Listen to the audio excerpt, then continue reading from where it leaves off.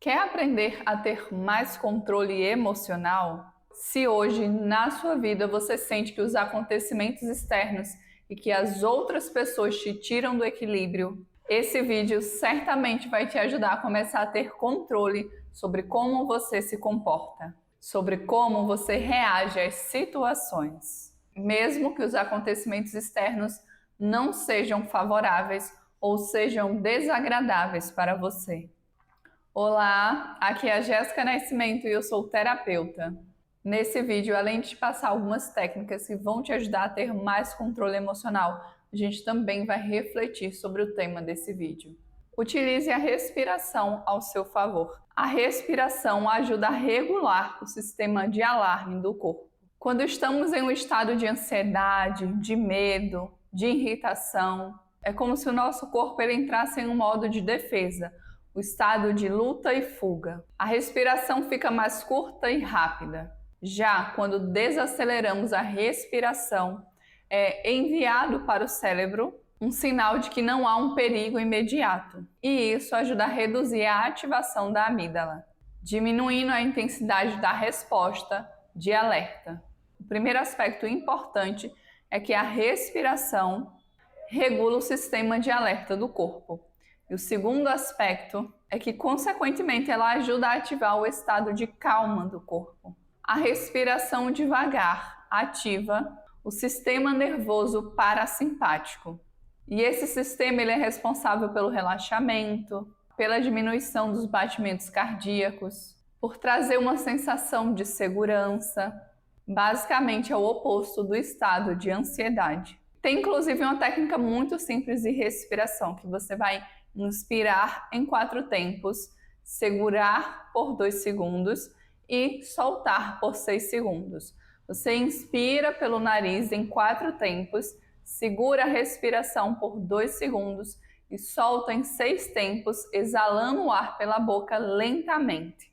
E aí você repete esse processo de 1 a 2 minutos. É justamente essa exalação, colocar o ar para fora de forma mais lenta, que ajuda o corpo a se acalmar mais. Daqui a pouco eu vou te passar mais algumas técnicas que não envolvem necessariamente a respiração, mas antes é importante que a gente faça algumas reflexões.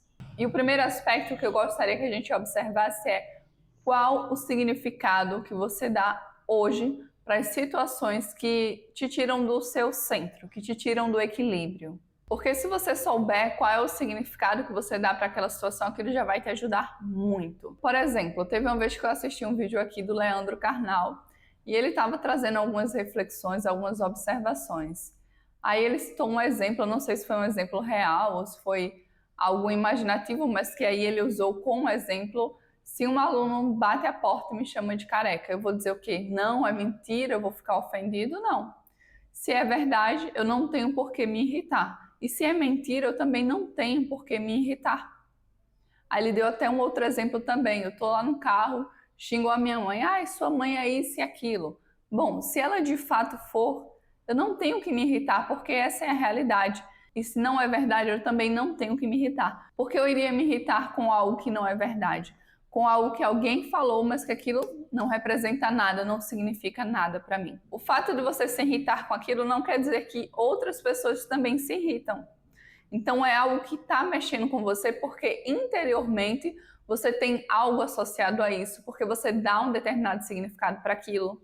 Então, em uma mesma situação, pessoas diferentes vão reagir de uma forma diferente. Eu não sei se você já ouviu falar sobre isso, mas tem uma imagem, tem um texto que fala o seguinte: a questão não é o que acontece com você, mas sim o que tem dentro de você. Então, nessa imagem tem uma batata doce e tem um ovo. Então, o que acontece com a batata doce e com o ovo quando eles estão dentro da água fervendo? Um vai endurecer e o outro vai amolecer. Ou seja, não é o acontecimento em si. Muitas vezes é o significado que você deu. Muitas vezes é o seu conteúdo interno, é o que tem dentro de você. É o que aquilo está representando para você. Se alguém, por exemplo, te chamar e você é uma pessoa mal educada.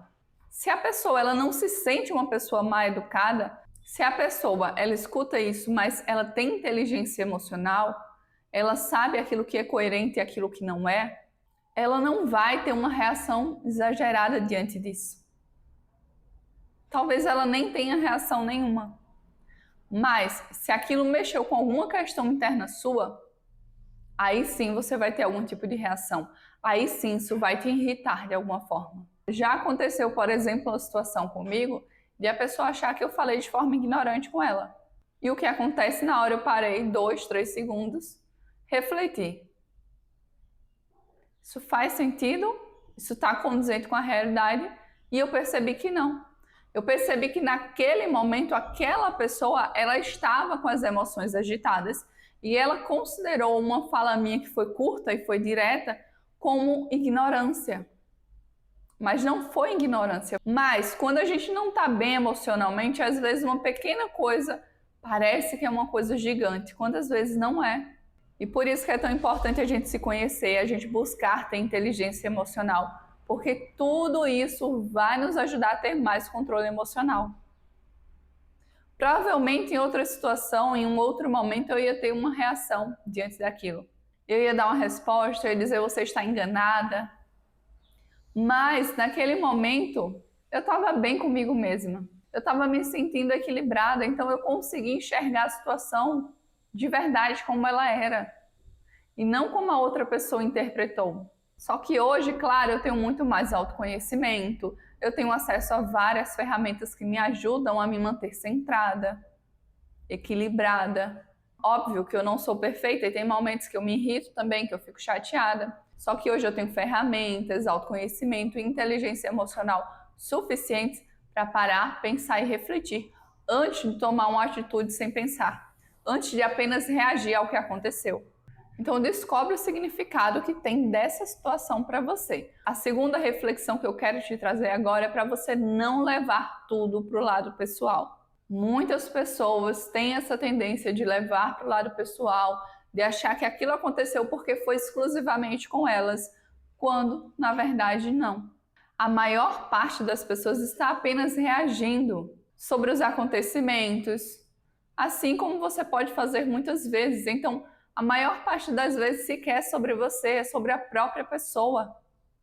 É claro que nem tudo é sobre a outra pessoa. Por isso que é importante também você ter um diálogo interno positivo, você conversar com você analisar a situação, você se permitir sair um pouco de cena e olhar aquilo como se fosse um observador, como se você estivesse de fora, e não como alguém que está vivenciando aquele conflito. Então é importante você perguntar: por que isso me incomoda tanto? Por que tal situação mexe tanto com as minhas emoções? Por que eu me sinto desequilibrado quando acontece tal coisa? Por que tal pessoa mexe tanto comigo?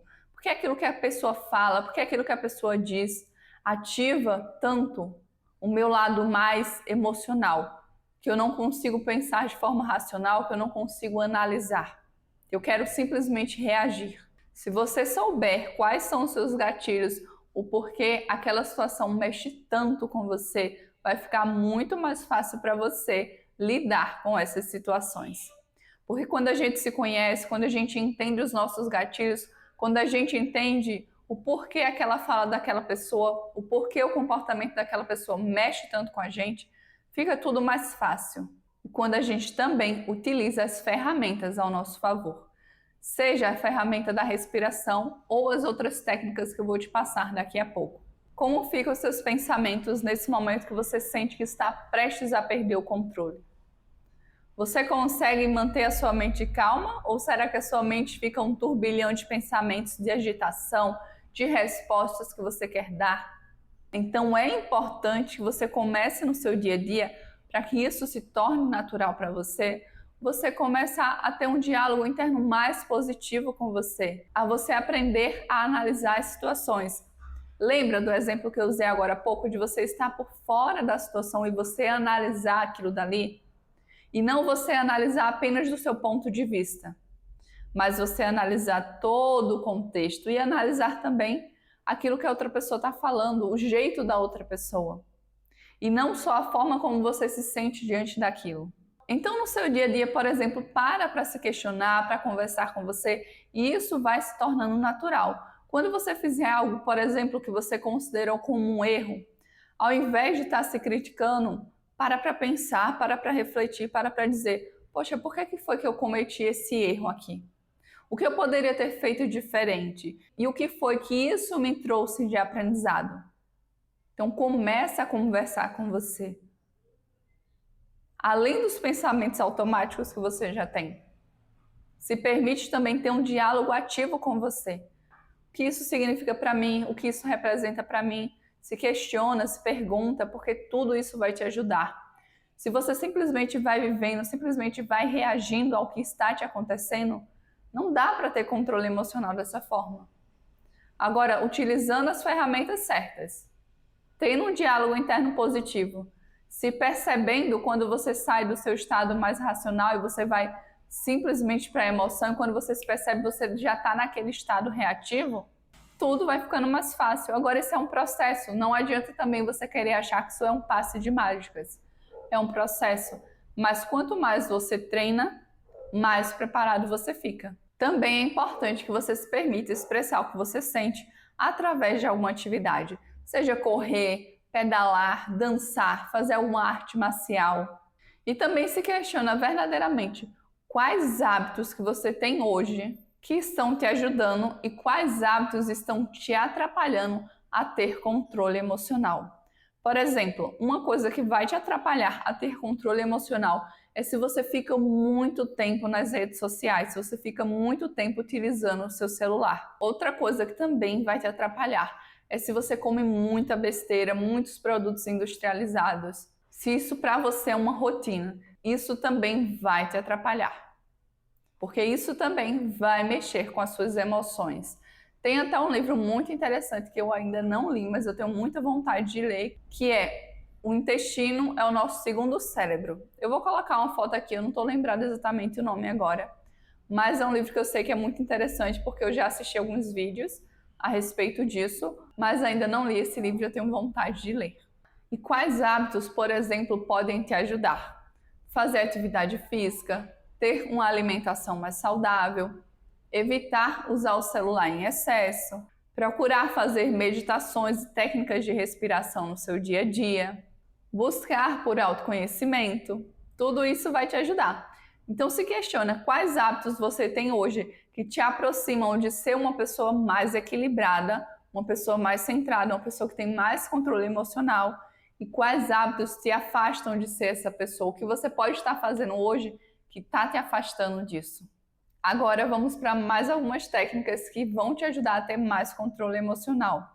E é importante você observar que talvez algumas dessas técnicas você não consiga aplicar dependendo do ambiente em qual você está ou qual tipo de relação que você tem com essa pessoa. Caso a sua falta de controle esteja muito mais relacionada à interação com outras pessoas. A primeira técnica é você ir ao sanitário, lavar suas mãos com água gelada, lavar o seu rosto. Tudo aquilo que te ajudar a vir para o corpo vai te ajudar a sair desse estado de luta ou fuga, desse estado de querer brigar, de alerta, de sair do seu controle. Uma outra técnica é você pegar uma pedra de gelo e sentir a sensação dessa pedra de gelo descongelando na sua mão. Cuidado também para não se queimar. Então vai sentindo a sensação, qual é a sensação que gera em você? Vai sentindo a sua atenção voltando para o corpo. Se permite focar no gelo e sair da sua mente. Você também pode sair para correr, para fazer academia, algum exercício físico que você goste, sair para dançar, como eu te falei, algo que você vá voltar a atenção para o seu corpo. Existem várias respirações que te ajudam a manter o seu controle, a se acalmar, e uma delas é a respiração em 4 tempos. E uma delas você vai inspirar por 4 segundos, vai segurar por 4 segundos e vai soltar por 4 segundos. E você pode até imaginar um quadradozinho, você vai fazendo essa respiração. Também tem outras técnicas de respiração que você pode dar uma olhada aqui no YouTube, com certeza vão te ajudar demais. E uma outra forma é você acolher a sua criança interior.